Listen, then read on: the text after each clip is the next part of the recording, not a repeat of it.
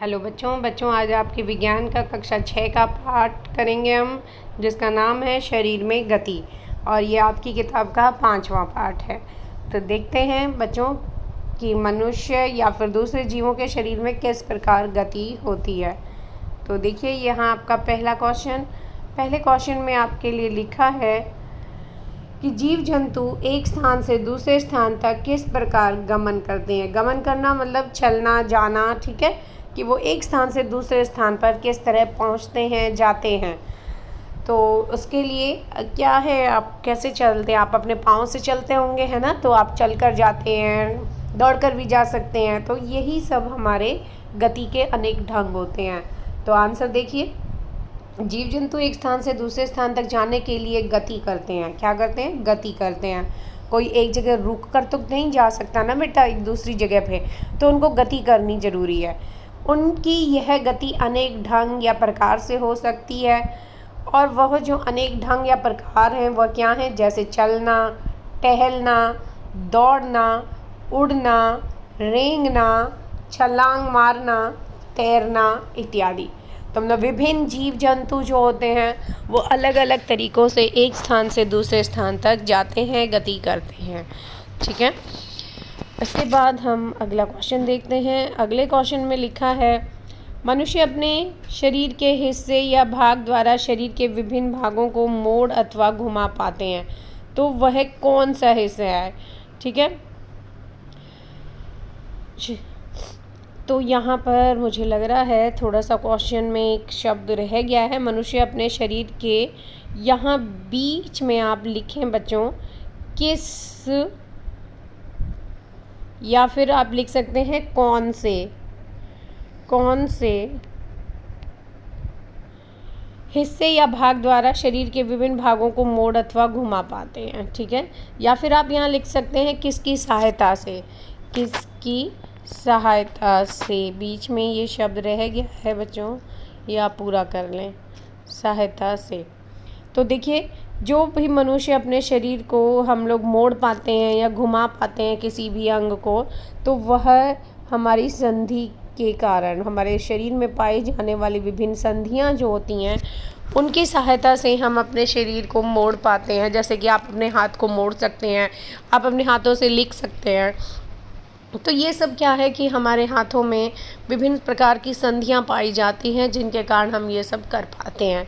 ठीक है, तो विभिन्न संधियों के माध्यम से हम उनकी सहायता से अपने शरीर के विभिन्न भागों को मोड़ सकते हैं या घुमा सकते हैं। ठीक है, तो अब हम आगे बढ़ते हैं अगले क्वेश्चन पे।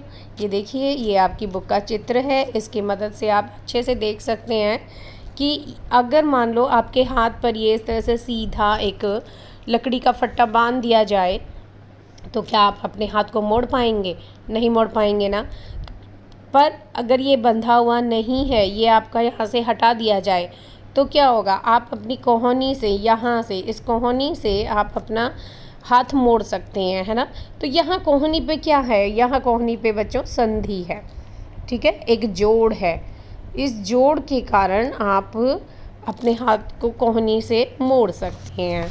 ठीक है, तो ये आपको संधि के बारे में अच्छे से समझ आ गया होगा।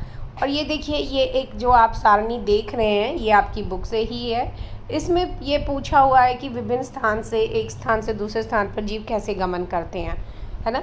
तो देखिए, गाय, यहाँ ये इसमें पहले जंतु दिए हुए हैं, उनके नाम दिए हुए हैं, फिर उनका कौन सा भाग उनको एक जगह से दूसरी जगह पर जाने में मदद करता है, और ये क्या कहते हैं हम लोग उसकी, उस जाने की गति को।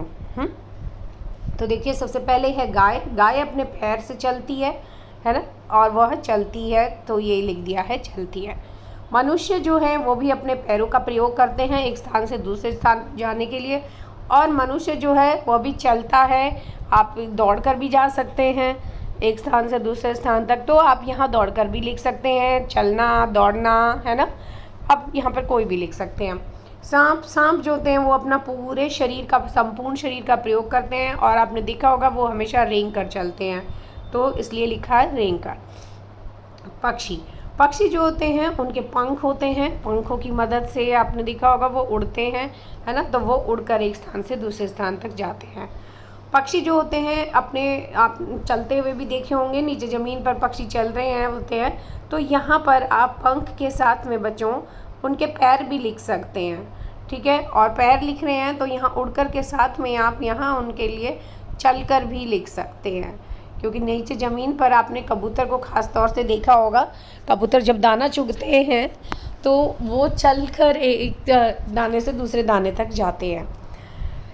तो इसके बाद आगे देखते हैं कीट। कीट जो होते हैं उनके जोड़ीदार पैर होते हैं और वो उनकी मदद से चलकर दौड़कर जाते हैं, ठीक है। फिर है मछली। मछली आपने देखा होगा पूरे शरीर का प्रयोग करती है तैरने के लिए, और वो तैरकर एक जगह से दूसरी जगह तक जाती है। तो इस तरह से आपको अंदाज़ा हो गया होगा कि विभिन्न जंतु जो हैं वो विभिन्न भागों का प्रयोग कर कर और जो गमन करने के उनके अलग अलग तरीके हैं, उनके द्वारा एक स्थान से दूसरे स्थान तक जाते हैं, ठीक है। तो अब हम लोग आगे बढ़ते हैं। अगला क्वेश्चन है संधि किसे कहते हैं। तो अभी हमने देखा संधि के बिना हम लोग अपने हाथों को मोड़ नहीं सकते हैं ना, तो संधि एक्चुअल में कहते किसे हैं। तो संधि जो है मनुष्य के शरीर के दो हिस्से, मतलब मनुष्य के शरीर के दो हिस्से जहाँ जुड़ रहे हैं, यानी दो हिस्से या भाग जहाँ जुड़ रहे हैं एक दूसरे से, उसको संधि कहा जाता है उस भाग को। तो ये देखिए मनुष्य के शरीर के दो हिस्से या भाग जहाँ एक दूसरे से जुड़े हों उसे संधि कहते हैं। तो यहाँ उदाहरण के रूप में आप देख सकते हैं कुछ नाम लिखे हैं संधियों के, कंदुक खलिका संधि, धुराग्र संधि, हिंज संधि। तो इनके अलावा और भी बहुत संधियाँ होती हैं जो हम लोग अपने पाठ में पढ़ेंगे, ठीक है। तो अभी आपके लिए इतना ही जानना है कि संधि किसे कहते हैं, कि वह भाग या हिस्सा जहाँ दो भाग जुड़ रहे हैं आपस में, वही संधि स्थान कहलाता है, ठीक। तो अब पहले हम लोग क्वेश्चन लेते हैं कि कंदुक खलिका संधि जो है वह कहाँ पाई जाती है। तो कंदुक खलिका संधि बच्चों हमारे कंधे में पाई जाती है, ठीक है। कंधे के साथ साथ ये हमारी श्रोणी अस्थि जो होती हैं, मतलब हमारे हिप्स जो होते हैं, वहाँ पर भी ये संधि पाई जाती है, ठीक है। तो इसके बाद जो अगला क्वेश्चन है कंदुक खलिका संधि का चित्र बनाकर वर्णन करें। तो चित्र के साथ आपने वर्णन करना है। तो पहले एक बार देख लेते हैं कि एक्चुअल में ये संधि है कैसी। तो इस संधि में क्या होता है कि एक अस्थि का गेंद वाला गोल हिस्सा दूसरी अस्थि की कटोरी रूपी गुहिका में धंसा हुआ होता है, तो वहाँ पर कंदुक खलिका संधि होती है। तो आपको अच्छी तरह से ये चित्र के माध्यम से ही समझ आएगा बच्चों। ये देखिए, ये आपकी बुक से चित्र लिया गया है। ये देखिए यहाँ पर ये एक गेंद वाला ऐसे ये बॉल की तरह हिस्सा है, और इसके ऊपर ये कटोरी रूपी हिस्सा है, जो उसमें जो गेंद है वह गोलाई से आराम से घूमती है, ठीक है। और यहाँ पर ये देखिए श्रोणी अस्थि, मतलब आपकी जो कुल्हे की अस्थि है, यानी हिप्स की जो अस्थियाँ हैं वो यहाँ पर ये दिखाई गई है। यहाँ पर भी ऐसा ही होता है। ये देखिए ये कटोरी रूपी हिस्सा है, और इसके नीचे ये इधर वाली जो अस्थि है इसका गोल बॉल वाला हिस्सा होगा, जिसके कारण हम लोग अपने पाँव को अच्छी तरह से हिला पाते हैं, ठीक है। तो ये कंदुक खलिका संधि की मदद से आप अपने पाँव को पूरा गोल भी घुमा सकते हैं, या फिर आपने देखा होगा कि आप अपना कंधे पर से अपना हाथ जो है वो पूरा गोल भी घुमा सकते हैं, आगे पीछे ऊपर नीचे कर सकते हैं, ठीक है। तो ये जो कंधे की अस्थि या फिर हमारी श्रोणी की अस्थि जो है वहाँ पर कौन सी संधि है, कंदुक खलिका संधि, ठीक है। अब हम लोग आगे देखते हैं अगली संधि कौन सी है। अगली संधि जो दी हुई है धुराग्र संधि किसे कहते हैं। तो धुराग्र संधि अब आपने बतानी है। धुराग्र संधि देखिए, तो धुराग्र संधि जो होती है वो गर्दन और सिर जो है हमारा, मतलब हमारी जो गर्दन है और सिर जो है हमारा, इन दोनों को जोड़ने वाली बीच वाली जो संधि है उसको धुराग्र संधि कहा जाता है। तो यहाँ पर भी आप देख सकते हैं हम एक धुरी के रूप में अपनी गर्दन जो है उसको अपने मतलब सिर को अपनी गर्दन पर ऐसे घुमा सकते हैं अच्छी तरीके से। ठीक है, तो ये जो आपकी संधि है आप खुद घुमा के देखें बच्चों कि आपकी गर्दन के ऊपर आपका सिर जो है वो धुराग्र संधि के कारण घूम पा रहा है। ठीक है, इसके बाद जो अगला क्वेश्चन है आपका, अगले क्वेश्चन में दिया हुआ है हिंज संधि किसे कहते हैं। तो हिंज संधि जो है वह एक्चुअल में, जैसे आपने देखा होगा आपके घरों में दरवाजे होंगे या खिड़की होगा, तो वो जो दरवाजे खिड़की आपके जहाँ चौखट से जुड़ रहे हैं, कब्जा जिसे कहते हैं, ठीक है, उससे वो जुड़े होते हैं, तो वो बिल्कुल ये जो संधि है हिंज संधि वैसे ही होती है कि दरवाजे के कब्जों की तरह केवल आगे और पीछे एक ही दिशा में गति हो सकती है। ठीक है, तो ऐसी संधि को हम हिंज संधि कहते हैं। तो आप समझ गए होंगे कि आपकी हिंज संधि कौन से भाग में है शरीर में। तो आप कह सकते हैं कि कोहनी वाले भाग में है ना। तो कोहनी वाला जो भाग है आपका, वो आपकी कौन सी संधि है बच्चों? हिंज संधि है, जिसे आप आगे पीछे मतलब एक ही दिशा में घुमा सकते हैं। ठीक है, अब ये अगला जो क्वेश्चन आपका दिया हुआ है ये यही पूछ रहे हैं इस क्वेश्चन में कि हिंज संधि का उदाहरण बताएं आप कि आपके शरीर में ये कहाँ पाई जाती है। तो कोहनी में और घुटने में ये पाई जाती है। इसको आप एक चित्र की मदद से अच्छे से समझ सकते हैं। ये देखिए, ये चित्र दिया हुआ है धुराग्र संधि। धुराग्र संधि जहाँ पर आपकी गर्दन के ऊपर ये आपका सिर वाला जो पोर्शन है वह आप आराम से हिला सकते हैं, तो यहाँ पर आपकी धुराग्र संधि है।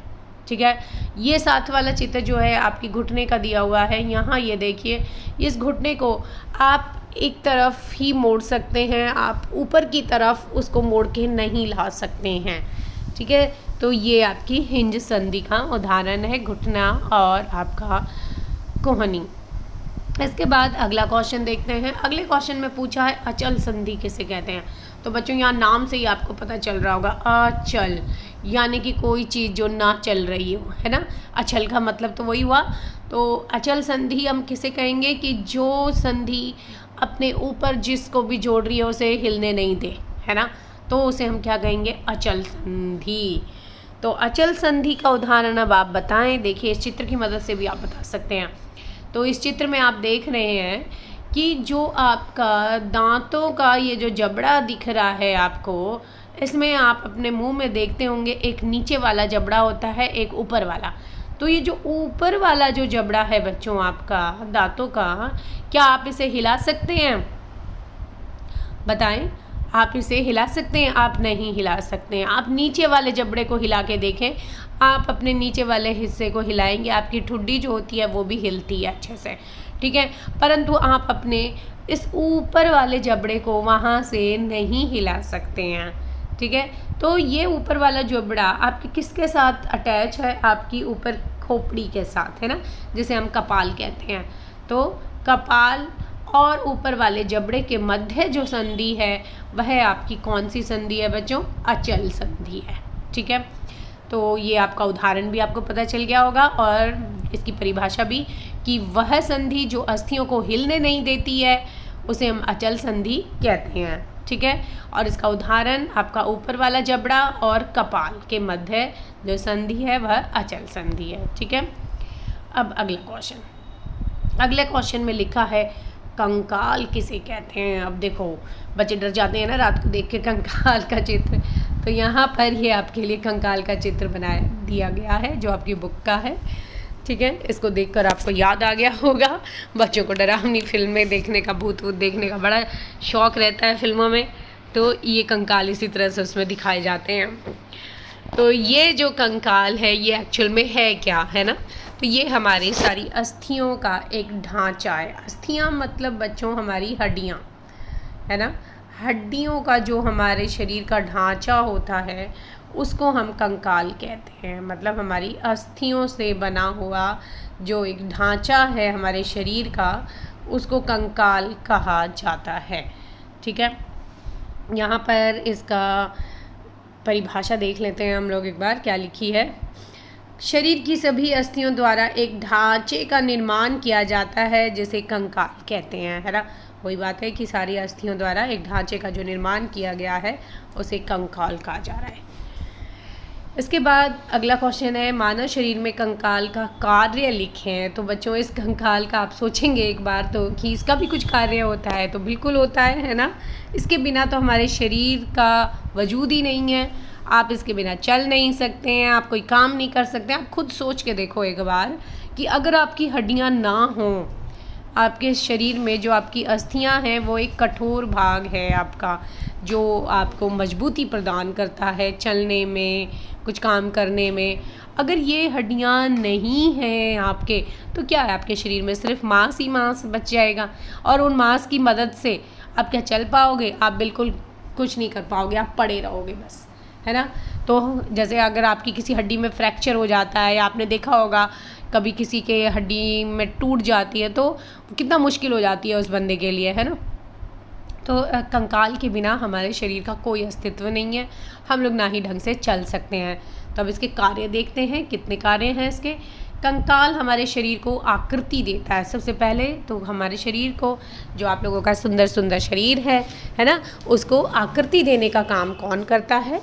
ये आकृति कंकाल के द्वारा हमें मिली हुई है। अगर कंकाल ना हो तो हम लोग सिर्फ एक मांस का टुकड़ा बन जाएंगे, मांस होगा सिर्फ हमारे शरीर में, और हम लोग चल नहीं सकते, इधर उधर जा नहीं सकते, कुछ कार्य नहीं कर सकते, ठीक है। दूसरा, यह चलने में सहायता करता है, बिल्कुल ठीक बात। शरीर के आंतरिक अंगों की सुरक्षा देता है, मतलब हमारे शरीर में जो अंग हैं, जैसे फेफड़े हो गए, हृदय हो गया, इन सब को ये सुरक्षा प्रदान करता है। अगर अस्थियां ना हो तो क्या होगा? मांस होगा। और हमें, मान लो तुम लोग बच्चे जैसे फुटबॉल खेलते हो, है ना, कुछ भी थोड़ा सा भी कुछ आके लग गया तो क्या होगा कि हम तो मर ही जाएंगे। तो इसलिए हमारा जो कंकाल है वो हमारे शरीर के विभिन्न अंगों को सुरक्षा प्रदान करने का कार्य भी करता है। शरीर की गति को आसान बनाता है, हम एक जगह से दूसरी जगह आसानी से चल पाते हैं। रक्त कोशिकाओं का निर्माण करता है, ये कितना महत्वपूर्ण कार्य है कि यह रक्त की कोशिकाएं जो हैं हमारी, उनका भी निर्माण कहाँ होता है? हमारे कंकाल में, बोन मैरो में होता है, ठीक है। ये आप लोग आगे पढ़ेंगे अपनी हायर क्लासेस में, ठीक। तो अभी आपने जाना कि मानव शरीर में कंकाल के विभिन्न कार्य क्या क्या हैं, ठीक। तो अब हम आगे देखते हैं। अगला जो आपका क्वेश्चन है, ये देखिए, ये आ गया है आपका अगला क्वेश्चन। हम शरीर के सभी कठोर अस्थियों की आकृति का पता कैसे लगा सकते हैं? कि अब हमारे शरीर में विभिन्न अस्थियां हैं, किस तरह से क्या है। आपने देखा होगा कि अगर कभी फ्रैक्चर हो जाता है तो डॉक्टर क्या करते हैं? एक्सरे लेते हैं उसका, है ना। तो वो जो एक्सरे है उसके द्वारा हमें पता चलता है कि हमारे शरीर की विभिन्न अस्थियों की आकृति क्या है। ये देखिए, ये आप यहाँ पर देख सकते हैं कि ये टखने का चित्र है और ये यहाँ पर घुटने का चित्र है, ठीक है। तो ये टखने और घुटने का चित्र किसके द्वारा लिया हुआ है बच्चों? एक्सरे के द्वारा, है ना। तो एक्सरे के द्वारा हमें पता चलता है कि हमारे शरीर की विभिन्न अस्थियों की आकृति कैसी है, क्योंकि जो एक्सरे में जो रेज़ निकलती हैं, ठीक है, वो रेज़ जो हैं इनको पूरी तरह से पार नहीं कर पाती हैं, इसलिए उनकी आकृति छप जाती है, ठीक है। तो अगला क्वेश्चन देखते हैं। अब हमारी कलाई में पाई जाने वाली छोटी छोटी अस्थियां क्या कहलाती हैं? ये देखिए, हमारी कलाई जो होती है उससे यहाँ पर, मतलब ये तो आप अपने हाथ की अस्थियां देख रहे हैं, ये हाथ की अस्थियां हैं। इससे पहले यहाँ पर हमारे कलाई से, जहाँ से हम अपना हाथ मोड़ते हैं, जैसे आप घड़ी बांधते हो अपनी कलाई पे, है ना, उसको रिस्ट वॉच कहा जाता है। तो रिस्ट मतलब आपकी कलाई की घड़ी वो होती है, ठीक है। तो ये जो आपकी कलाई होती है, इसमें पाई जाने वाली छोटी छोटी अस्थियां क्या कहलाती हैं, है ना। तो इनको कहा जाता है कार्पेल। क्या कहते हैं बच्चों? कार्पेल। ये नाम आपको याद रखना है कि आपकी कलाई की अस्थियां कार्पेल कहलाती हैं, ठीक है। अब आगे बढ़ते हैं।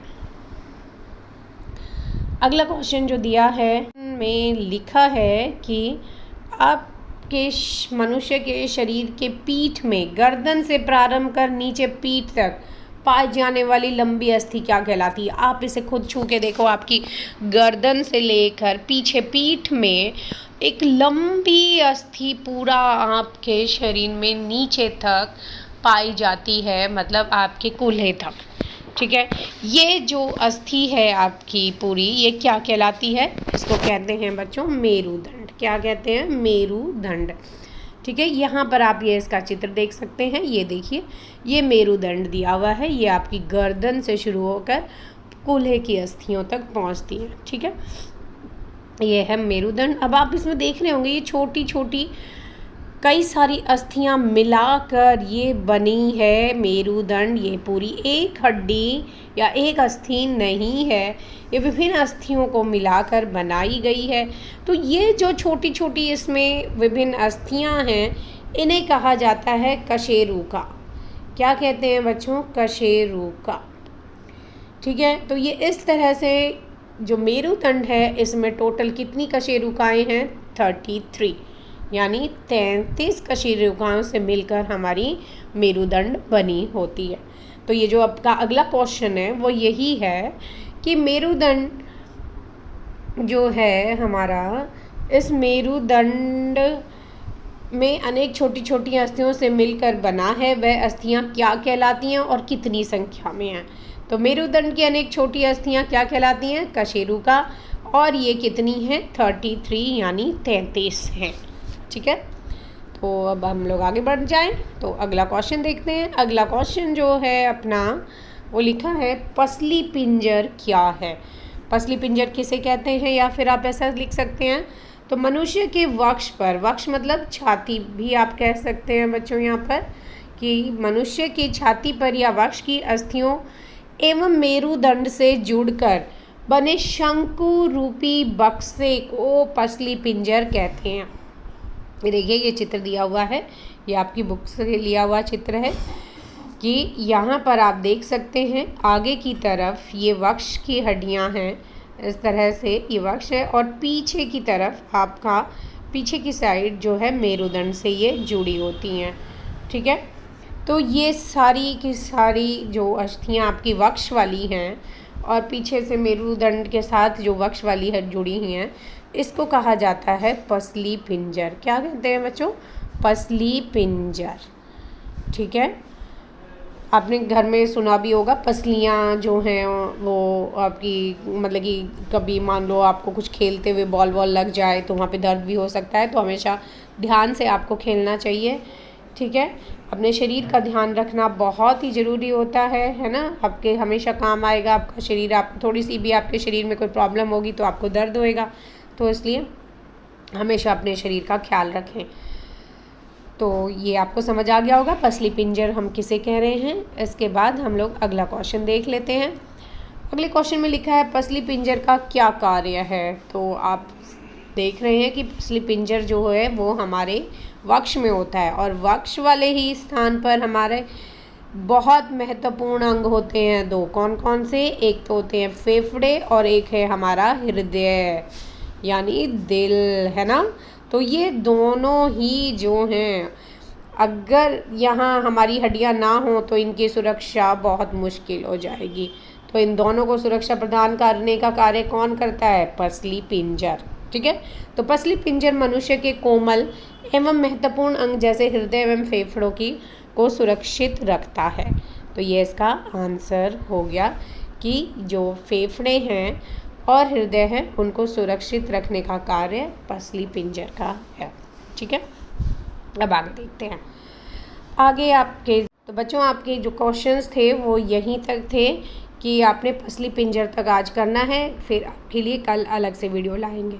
चैनल को आप सब्सक्राइब ज़रूर कर दें, और ताकि ये ज़्यादा से ज़्यादा बच्चों तक पहुँचें।